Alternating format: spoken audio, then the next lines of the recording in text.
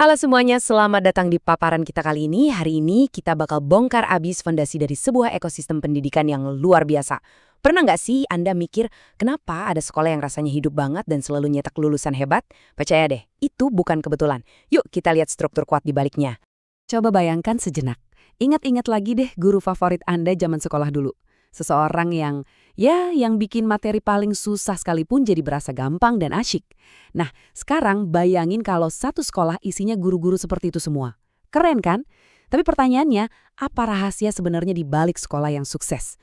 Apakah karena gedungnya megah, kurikulumnya super canggih, atau jangan-jangan ada mesin penggerak lain di balik layar yang bikin semuanya berjalan mulus? Oke, mari kita langsung bedah topik ini. Agenda kita hari ini cukup padat. Pertama, apa itu kinerja guru? Kedua, faktor penentu kinerja guru. Lalu, indikator utama guru berkualitas, dilanjut dengan ciri-ciri sekolah efektif, dan terakhir, sinergi guru dan sekolah. Bagian pertama, apa itu kinerja guru? Bisa dibilang, ini adalah jantung dari setiap ruang kelas. Secara harfiah, kinerja guru itu pada dasarnya adalah kemampuan dan keberhasilan mereka dalam melaksanakan tugas-tugas pembelajaran. Tapi, tunggu dulu. Coba perhatikan baik-baik. Ini bukan cuma tentang berdiri di depan kelas dan ngomong panjang lebar ya. Ini mencakup proses yang jauh lebih holistik. Mulai dari membimbing peserta didik secara personal, menilai hasil belajar dengan akurat, sampai menjalankan tanggung jawab profesional mereka.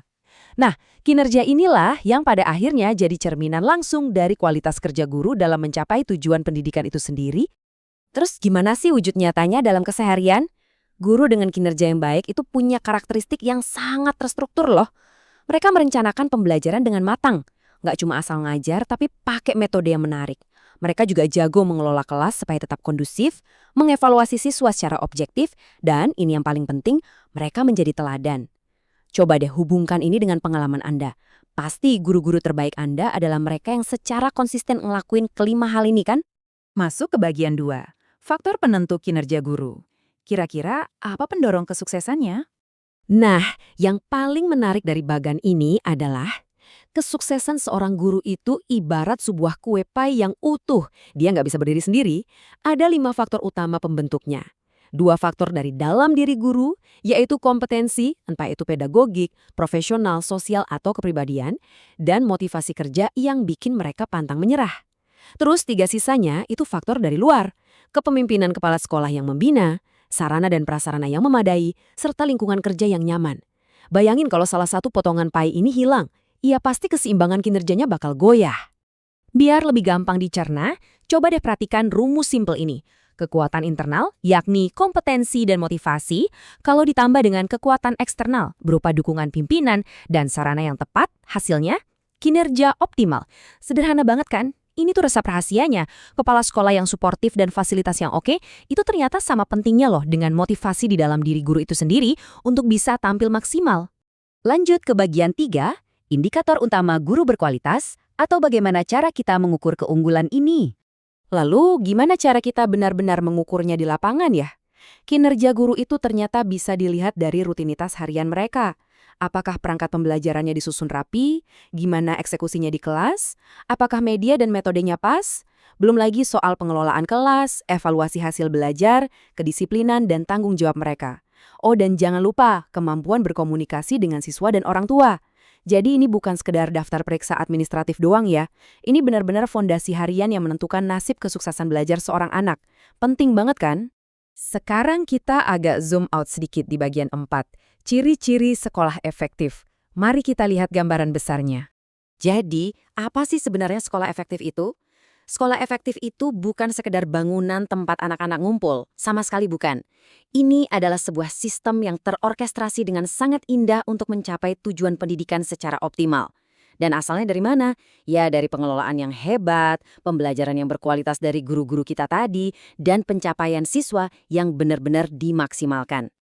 Nah, perbandingan di layar ini dengan brilian mengilustrasikan poin pentingnya. Banyak orang mikir sekolah sukses itu cuma soal deretan nilai angka di rapor atau piala yang numpuk di lemari. Ya, hasil akademik emang penting, nggak dipungkiri.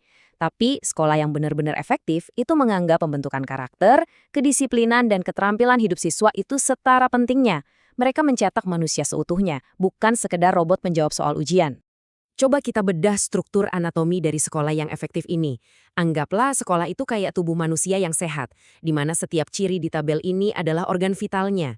Kepala sekolah itu otaknya, yang mengelola dan ngasih visi yang jelas. Guru profesional, merekalah jantungnya, yang terus memompa kreativitas. Lingkungan yang kondusif itu ibarat sistem imun yang memastikan semuanya aman dan bersih. Terus, kedisiplinan adalah tulang punggungnya, dan kerjasama dengan orang tua adalah jaringannya. Kalau semua ini jalan, otomatis berujung pada prestasi yang luar biasa. Dan pastinya, ada evaluasi berkelanjutan supaya tubuh ini makin kuat. Semuanya saling terhubung, benar-benar nggak bisa dipisahkan. Tibalah kita di bagian kelima, sinergi guru dan sekolah. Ini adalah koneksi utamanya. Poin paling krusial dari semua pembahasan kita adalah ini. Guru merupakan pelaksana utama di lapangan. Serius deh, sebagus apapun gedung sekolah dibangun, atau sejelas apapun visi kepala sekolahnya, bahkan secanggih apapun kurikulumnya, kalau guru yang jadi ujung tombak itu nggak kompeten, ya bubar jalan. Semua struktur itu nggak akan bisa nyampe tujuan pendidikannya. Proses belajar baru bisa dibilang hidup kalau guru di dalamnya punya kinerja yang luar biasa. Mari kita beralih dan lihat bagaimana semua ini terbangun. Biar sekolah efektif benar-benar nyata, ada 4 syarat yang mutlak banget harus jalan barengan. 1. Gurunya wajib mengajar dengan profesional. 2. Kepala sekolahnya mampu memimpin dengan baik. 3. Siswanya nggak cuma duduk diam, tapi aktif belajar. Dan yang keempat, ada dukungan penuh dari orang tua serta masyarakat. Bayangin ini sebagai 4 pilar penyangga. Kalau satu aja rapuh, bangunannya nggak akan kokoh. Kutipan ini benar-benar merangkum semuanya.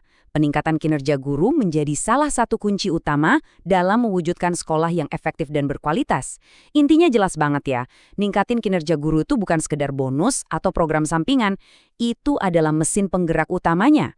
Kalau kita berinvestasi pada guru, pada dasarnya kita lagi ngebangun jalan tol paling cepat menuju sekolah yang berkualitas tinggi. Nah, sebelum kita selesai, saya mau ninggalin Anda dengan satu pertanyaan sederhana tapi cukup menantang. Coba deh, tengok sekolah di lingkungan Anda sendiri. Sudahkah lingkungan di sana, mulai dari kepala sekolahnya, fasilitasnya, sampai dukungan masyarakatnya, benar-benar menyatu untuk mendukung para guru menciptakan sekolah yang efektif? Jawabannya mungkin bisa jadi langkah awal buat Anda ikut andil memajukan pendidikan di sekitar Anda.